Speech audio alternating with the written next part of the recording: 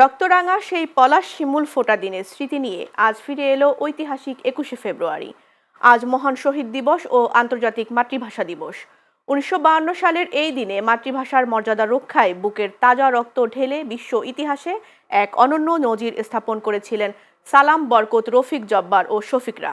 অমর ২১শে ফেব্রুয়ারির মহান শহীদ দিবস ও আন্তর্জাতিক মাতৃভাষা দিবস উপলক্ষে কেন্দ্রীয় শহীদ মিনারে ভাষা আন্দোলনের বীর শহীদদের প্রতি বিনম্র শ্রদ্ধা জানাচ্ছে সর্বস্তরের মানুষ। ভোরের আলো ফোটার আগেই হাজার হাজার মানুষ খালি পায়ে বুকে শোকের প্রতীক কালো ব্যাজ ধারণ করে সমবেত হন কেন্দ্রীয় শহীদ মিনার এলাকায়, যা বেলা বাড়ার সঙ্গে সঙ্গে জনসমুদ্রে পরিণত হয়। বিভিন্ন রাজনৈতিক দল, বিভিন্ন সংগঠন ও শিক্ষা প্রতিষ্ঠানের পক্ষ থেকে ভাষা শহীদদের প্রতি শ্রদ্ধা জানাতে শহীদ মিনারে নামে মানুষের ঢল। আন্তর্জাতিক মাতৃভাষা দিবস হিসেবে পালিত হচ্ছে বিশ্বজুড়ে। এটা বিশ্ব জুড়ে যে উদযাপিত হচ্ছে, এটা অবশ্যই গর্বের।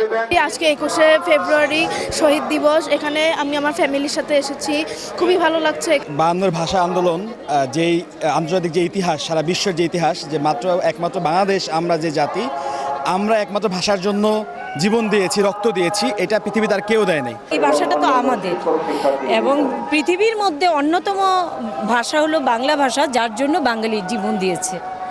তো এই ভাষাটাকে আমরা ধারণ করব, লালন করব প্রতিদিন, প্রতি মুহূর্তে আমাদের চলনে, বলনে, আচরণে, সব কিছুতেই বাংলা ভাষার একটা প্রভাব পরিলক্ষিত হবে। বাংলা ভাষার জন্য যে শহীদ হয়েছেন ৫২তে, এটা পৃথিবীর বুকে এরকম নাই। তাই মনে করি যে বাংলা ভাষা হচ্ছে পৃথিবীর মধ্যে শ্রেষ্ঠ ভাষা। যতদিন বাঙালি থাকবে বাংলা ভাষা থাকবে এবং অমরে থাকুক।